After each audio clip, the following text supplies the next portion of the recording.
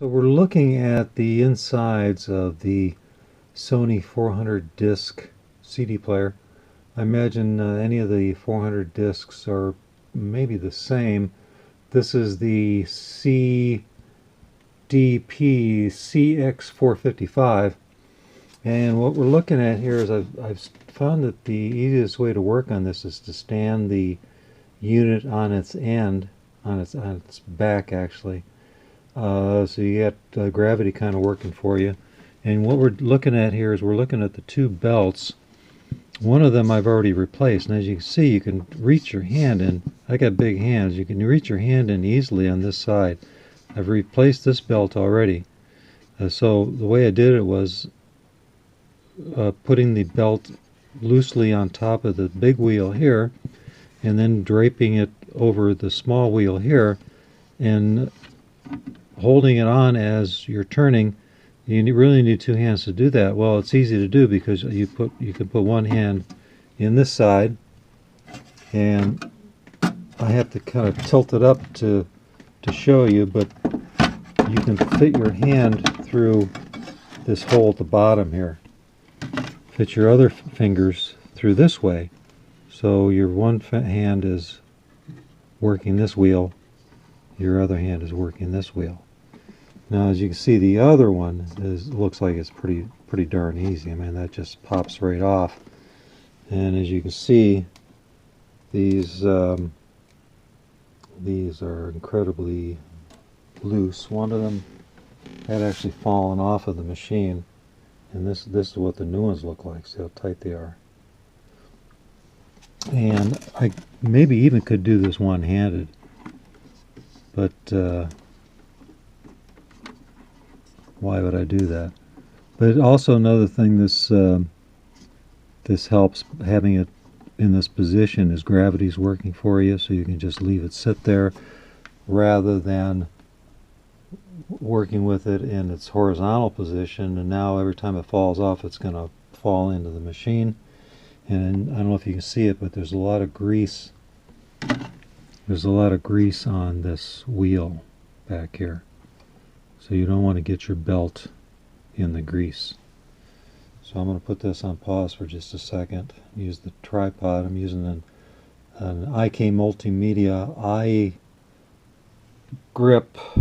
iKlip little tripod stand, which is a pretty cool thing. I'll shoot a picture of it when I'm done so you can see what it looks like. Let's see what it's going to take to put this guy in here. You see, you can get one hand in here easily, get the other hand in here easily. Give it a little slack here to pull it up over. I haven't attempted to do this yet, so I don't know how hard it's going to be. Well, looks like it's, maybe we need a little tool here. I use this pen as a tool. See, once you get it over there, and this is kind of the way I did on the other one too, you have to kind of hold it, kind of like putting your tire on your bike when you were a kid, you know, you kind of have to hold it in place while you're rotating it. And you also want to make sure that your belt's not twisted. So turn it around a few times, make sure it's all, oh, look at this, the mechanism's even working there. Make sure that the belt is not twisted, because once you turn it on, if it's twisted, it'll just fly right off of there, or so I've heard. But anyway, those are the two belts. Total time to put those belts in, I'd say once I had the case off, 5 minutes tops. Now I'm going to shut it off and go back to the beginning here.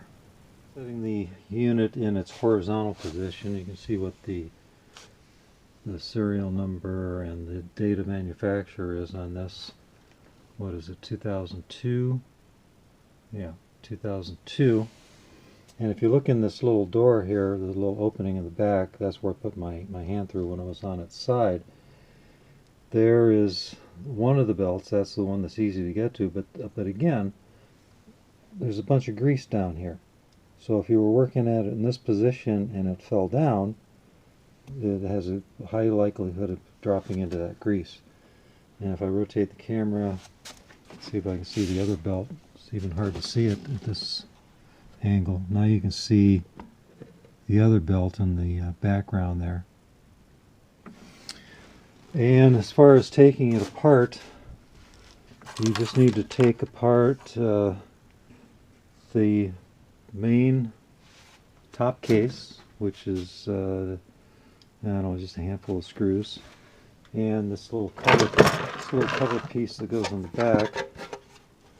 This little guy here goes here, and it's easier to get I took this off first, and then I discovered that you really can't get your hands in there without the top off.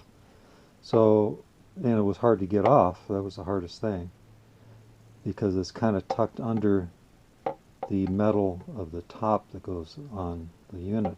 So it's easiest to take this off last, even though it looks like it was designed to be taken off without having to take anything else off. Well, it doesn't work too well that way. So take this off last. Take this off first. You know, it's just the big metal piece that goes on the top. And there you have it. You don't need to take anything else apart. You don't have to take the circuit board. You don't have to loosen the back panel. Nothing. So I'm gonna turn this on and make sure it works, and then I'll put it back together. Yeah, it works. Let's hit the power button here. And nothing's happening. Oh, now I hear the wheel turning, rocking back and forth. It's going around in a circle. Looks like it's resetting itself. And then let's try the door. The door opens just fine. And I've never put a disc in this thing, so let's see how this works. Got this on number 1 here. Get that number 1. Let's put one more in number 2. And then what do we do? Hit play, right?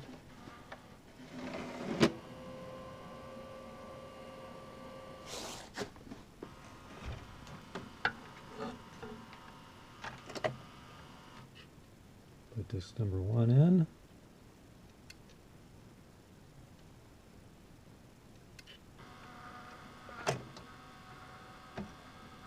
And then I took it out. Maybe there was a problem. Those are some old CDs, so that one may not be any good.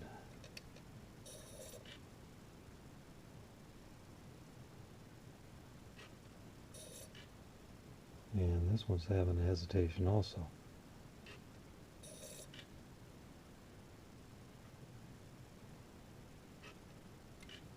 So I'm not quite sure what's going on here, but let's put it on pause and I'll be back. Okay, well that was a rookie mistake. For some strange reason, if you don't have the disc facing in the right direction, it won't work. So sometimes you have to refer to the manual, which I have right here. And as you can see, it's on disc 1. Just wanted to point out one last thing. Before I put this together, I'm going to take some of that grease that's made its way onto that shaft there and get it back onto the gears, which is really where it needs to be. This is all put back together and ready to go. Everything went back together nicely and everything checked out on the diagnostics and on playing some CDs. Here's that stand I was telling you about. It's a combination selfie stick camera stand. And it comes like this. There's one configuration with a Bluetooth controller for your camera. Of course, your phone goes there. And let me open it up and show you what it does. Works like a little tripod stand, as you can see.